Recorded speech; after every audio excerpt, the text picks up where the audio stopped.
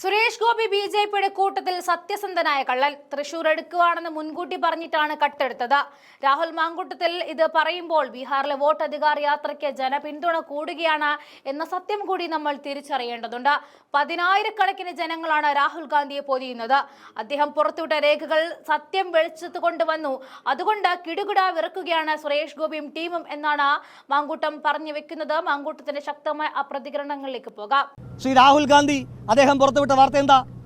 നമ്മളോടൊക്കെ ഇപ്പോൾ പഞ്ചായത്ത് തെരഞ്ഞെടുപ്പുമായിട്ട് ബന്ധപ്പെട്ട് വോട്ടർ പട്ടികയിൽ പേര് ചേർത്ത ആളുകളാണ് നമ്മൾ ഓരോരുത്തരും.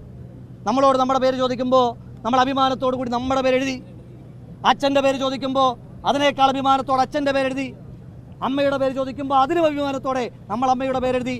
എന്നാൽ നരേന്ദ്രമോദിയെ ജയിപ്പിച്ച, സുരേഷ് ഗോപിയെ ജയിപ്പിച്ച BJP-ക്കാർക്ക് അച്ഛൻ്റെ കോളം എടുക്കുമ്പോൾ PQRST എന്നാണ് പേര്. അമ്മയുടെ പേരെഴുതാൻ പറയുമ്പോൾ കാച്ചാട്ടാത്താപ എന്നാണ് എഴുതുന്നത്. അങ്ങനെ PQRST അച്ഛന്, കാച്ചാട്ടാത്താപ അമ്മയിലുണ്ടായ കുറേ അക്ഷരലിപികളായ കുഞ്ഞുങ്ങളാണ് BJP-യുടെ നരേന്ദ്രമോദിയെ തൊട്ട് സുരേഷ് ഗോപി അവരെ വിജയിപ്പിച്ചത് എന്നുള്ള ഏറ്റവും ഭീതിജനകമായ വാർത്ത പുറത്തേക്ക് വരികയാണ്. BJP-ക്കാർക്കിടയിൽ ആ കള്ളന്മാരുടെ കൂട്ടത്തിൽ ഏറ്റവും സത്യസന്ധനായ കള്ളൻ ശ്രീ സുരേഷ് ഗോപിയാണ്. അദ്ദേഹം പലകുറി കേരളത്തോട് പറഞ്ഞതാണ്, ഈ തൃശ്ശൂർ ഞാനിങ്ങ് എടുക്കുകയാ എന്ന്. അന്നേരമൊന്നും നമ്മൾ വിശ്വസിച്ചില്ല. നമ്മൾ വിചാരിച്ചു അതുപോലെ ശ്രീ സുരേഷ് ഗോപി എന്തോ വിടുവായിത്തം പറയുന്നതാണ് എന്ന്. പക്ഷേ അദ്ദേഹം ആ കള്ളന്മാർക്കിടയിൽ ഏറ്റവും സത്യസന്ധനായ കള്ളനായതുകൊണ്ട് അദ്ദേഹം പറഞ്ഞു വെച്ചതാണ്, ഞാൻ ജയിക്കുകയല്ല കട്ടെടുക്കുകയാണ് എന്ന് നിരവധി തവണ സുരേഷ് ഗോപി തന്നെ പറയുന്ന സാഹചര്യം ഉണ്ടായി. ഈ രാജ്യത്തിൻ്റെ പ്രധാനമന്ത്രി പദവി തൊട്ട് ഇന്ന് BJP-ക്കാർ കൈയാളുന്ന മുഴുവൻ പദവികളും ഈ രാജ്യത്തെ ജനാധിപത്യത്തെ മോഷ്ടിച്ച് അവർ നേടിയ വിജയങ്ങളാണ്. ആ വിജയങ്ങൾക്കെതിരായി ശ്രീ രാഹുൽ ഗാന്ധി എന്ന ഇന്ത്യയുടെ പ്രതിപക്ഷ നേതാവിൻ്റെ നേതൃത്വത്തിൽ അതിശക്തമായ സമരങ്ങൾ ഈ രാജ്യമെമ്പാടും നടന്നുകൊണ്ടിരിക്കുകയാണ്. നിങ്ങൾക്കറിയാം, ബീഹാറിൽ അവസാനമായി ഒരു കോൺഗ്രസ് മുഖ്യമന്ത്രി ഉണ്ടാകുന്നത് 3 പതിറ്റാണ്ടുകൾക്ക് മുൻപാണ്. ആ ബീഹാറിൻ്റെ മുന്നിൽ, ആ ബീഹാറിൻ്റെ മണ്ണിൽ വോട്ടർ ജാഗരൻ യാത്ര എന്ന ഇന്ത്യയുടെ പ്രതിപക്ഷ നേതാവിൻ്റെ യാത്രയ്ക്ക് ഓരോ ദിവസവും അണിനിരക്കുന്നത് 10,000-കണക്കിനായ മനുഷ്യന്മാരാണ്. ഇന്ത്യൻ നാഷണൽ കോൺഗ്രസിൻ്റെ രാഷ്ട്രീയമായി വേരോട്ടമില്ലാത്ത പ്രദേശങ്ങളിൽ പോലും ശ്രീ രാഹുൽ ഗാന്ധി എന്ന ഇന്ത്യയുടെ പ്രതിപക്ഷ നേതാവിനെ കേൾക്കുവാൻ, ഈ രാജ്യത്തിൻ്റെ തകർന്നു പോകുന്ന ജനാധിപത്യ വ്യവസ്ഥയെ തിരികെ പിടിക്കുവാൻ ഈ രാജ്യത്തെ ജനങ്ങൾ ബീഹാറിൻ്റെ രൂപത്തിൽ ഒഴുകിയെത്തുന്ന കാഴ്ച നമ്മൾ കണ്ടുകൊണ്ടിരിക്കുകയാണ്. ഈ സമരങ്ങൾക്ക് സന്ധിയില്ല. എനിക്ക് മനസ്സിലാകാത്തത്, ഈ തിരുവനന്തപുരത്തെ AC-യും CI-യും അടക്കമുള്ള ആളുകളോട് എനിക്ക് ചോദിക്കാനായിട്ടുള്ളത്, നിങ്ങൾ കേരള പോലീസല്ലേ? ഈ നാടിനൊരു പ്രത്യേകതയുണ്ടല്ലോ. ഈ നാടിൻ്റെ പ്രത്യേകത മതേതരത്വത്തെ മുറുകെ പിടിക്കുന്ന നാടാണ്. വർഗീയത എങ്ങനെയൊക്കെ വേരൂന്നുവാനുള്ള ശ്രമങ്ങൾ നടത്തിയാലും അതിനെ പരാജയപ്പെടുത്തിയ നിയമവും മഞ്ചേശ്വരവും പാലക്കാടും അടങ്ങുന്ന ഈ കേരളത്തിൽ നിങ്ങൾ ശ്രീ പിണറായി വിജയൻ എന്ന കേരളത്തിൻ്റെ മുഖ്യമന്ത്രിയുടെ ആഭ്യന്തരമന്ത്രിയുടെ കീഴിലുള്ള പോലീസാണ് എങ്കിൽ നിങ്ങൾക്കെന്തിനാണ് അമിത്ഷായ്ക്കും നരേന്ദ്രമോദിക്കും എതിരായുള്ള പ്രതിഷേധത്തെ കാണുമ്പോൾ ഇത്രയേറെ അസ്വസ്ഥതയുണ്ടാകുന്നത്? ബഹുമാന്യനായ CI സർക്കിൾ ഇൻസ്പെക്ടർ അദ്ദേഹത്തോടുള്ള എല്ലാ ബഹുമാനവും നിലനിർത്തിക്കൊണ്ട് പറയട്ടെ, അദ്ദേഹം പറഞ്ഞത് എല്ലാവർക്കും ഒരു നിയമമേ ഉള്ളൂ എന്നാണ്. ബഹുമാനപ്പെട്ട CI, അങ്ങയോട് ഞങ്ങൾക്ക് ഏതെങ്കിലും നിയമത്തിൻ്റെ ഇളവ് ഞങ്ങൾ ചോദിച്ചിട്ടില്ല. അങ്ങേക്ക് നിയമപരമായി ചെയ്യുവാൻ കഴിയുന്ന മുഴുവൻ കാര്യങ്ങളും ചെയ്യുവാനുള്ള പൂർണ്ണമായ സ്വാതന്ത്ര്യം ഇന്നത്തെ ദിവസം വരെ ഈ രാജ്യത്തുണ്ട്. നാളെയും ആ സ്വാതന്ത്ര്യം നിലനിർത്തുവാൻ വേണ്ടിയിട്ടാണ് ഞങ്ങൾ ഈ പോരാട്ടവുമായി വരുന്നത്.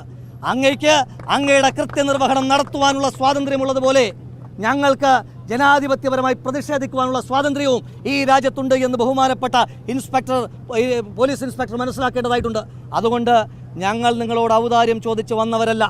ഞങ്ങൾ നിങ്ങളോട് ആനുകൂല്യം ചോദിച്ചിട്ടുമില്ല. ഒരു കാലത്തും ഇന്ത്യൻ യൂത്ത് കോൺഗ്രസ് കേരളത്തിലെ പോലീസിൻ്റെ, അത് ഭരിക്കുന്ന ഏതു പാർട്ടിയായാലും ശരി തന്നെ, കേരളത്തിലെ പോലീസിനോട് അനുകമ്പയോ ആനുകൂല്യമോ ഔദാര്യമോ ചോദിച്ചിട്ട് പ്രവർത്തിക്കുന്ന സംഘടനയല്ല. അതുകൊണ്ട് നിങ്ങളുടെ അത്തരത്തിലുള്ള ഒരു ഔദാര്യവും ഞങ്ങൾക്ക് വേണ്ട. ഞങ്ങൾ നിയമത്തിൻ്റെ പരിരക്ഷ ഉപയോഗിച്ചുകൊണ്ട് ജനാധിപത്യപരമായി പ്രതിഷേധിക്കുമ്പോൾ നിങ്ങൾക്കതേ നിയമത്തെ ഉപയോഗിച്ചുകൊണ്ട് ആ പ്രതിഷേധങ്ങൾക്കെതിരായി നിയമപരമായി ചെയ്യുവാൻ കഴിയുന്ന കാര്യങ്ങൾ ചെയ്യാം. ആ നിയമപരമായി ചെയ്യുന്ന കാര്യങ്ങൾക്കപ്പുറം കായികമായി നരേന്ദ്രമോദിക്കും അമിത്ഷായ്ക്കും വേണ്ടി ജോലിയെടുക്കാൻ തീരുമാനിച്ചാൽ ഈ നാട്, ഞങ്ങളല്ല, ഈ നാട് നിങ്ങളെ പ്രതിരോധിക്കുമെന്നുള്ള കാര്യത്തിൽ ഒരു തർക്കവും വേണ്ട. അതുകൊണ്ട് ഞങ്ങൾക്ക് നിയമത്തിൻ്റെ ആനുകൂല്യം വേണ്ട.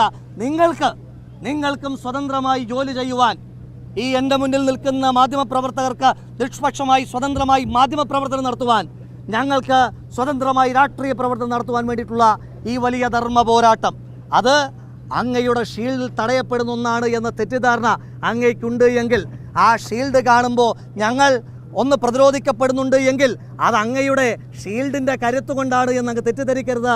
ഈ രാജ്യത്തെ നിയമ സംവിധാനങ്ങളോട്, ഈ രാജ്യത്തെ ഭരണഘടനയോടുള്ള ഞങ്ങളുടെ കൂറുകൊണ്ടാണ്, അതിനപ്പുറം അങ്ങയുടെ മസിൽ പവർ കൊണ്ടാണ് സമരങ്ങളെ തടുത്തു നിർത്തുന്നതെന്നുള്ള തെറ്റിദ്ധാരണ അങ്ങേക്കുണ്ടെങ്കിൽ ഈ കേരളത്തിൻ്റെ മണ്ണിൽ അത് യൂത്ത് കോൺഗ്രസ് എന്ന് പറയുന്നില്ല, ഒരു യുവജന സമരവും ഒരു വിദ്യാർത്ഥി സമരവും അങ്ങനെ ഏതെങ്കിലും പോലീസ് ഉദ്യോഗസ്ഥന്മാരുടെ ഉരുക്കുമുഷ്ടിക്ക് മുന്നിൽ പ്രതിരോധിക്കപ്പെട്ടിട്ടില്ല എന്നുള്ള ചരിത്രം അങ്ങയെ കൂടി ഓർമ്മപ്പെടുത്തിക്കൊണ്ട് നാളെ അങ്ങ് ചെയ്യുന്ന വോട്ടും അങ്ങ് ആർക്കാണോ വോട്ട് ചെയ്തത് ആ ആൾക്ക് തന്നെ ലഭിക്കുവാൻ, ആ ആൾ തന്നെ അങ്ങയുടെ പ്രതിനിധിയാകുവാൻ വേണ്ടി നടത്തുന്ന ഈ ധർമ്മ പോരാട്ടത്തിന് അങ്ങയുടെ കൂടി പിന്തുണ ഉണ്ടാകേണ്ടതാണ്. അതിനപ്പുറം RSSൻ്റെ BJPയുടെ അജണ്ടയാണ് നിങ്ങൾ നടത്തുവാൻ ഉദ്ദേശിക്കുന്നതെങ്കിൽ അതിനെ രാഷ്ട്രീയമായി തന്നെ ഞങ്ങൾക്കും കൈകാര്യം ചെയ്യാൻ നല്ല വൃത്തിയായി അറിയാമെന്ന് മാത്രം സൂചിപ്പിച്ചുകൊണ്ട് ഈ സമരം ഇതൊരു സമരമല്ല, സമര പരമ്പരയാണ്. ഈ സമര പരമ്പരയുടെ തിരുവനന്തപുരം ജില്ലയുടെ ജില്ലാ യൂത്ത് കോൺഗ്രസ് കമ്മിറ്റിയുടെ ഈ സമരത്തെ ഔപചാരികതയുടെ പേരിൽ ഉദ്ഘാടനം ചെയ്ത് അറിയിച്ചുകൊണ്ട് നിർത്തുന്നു.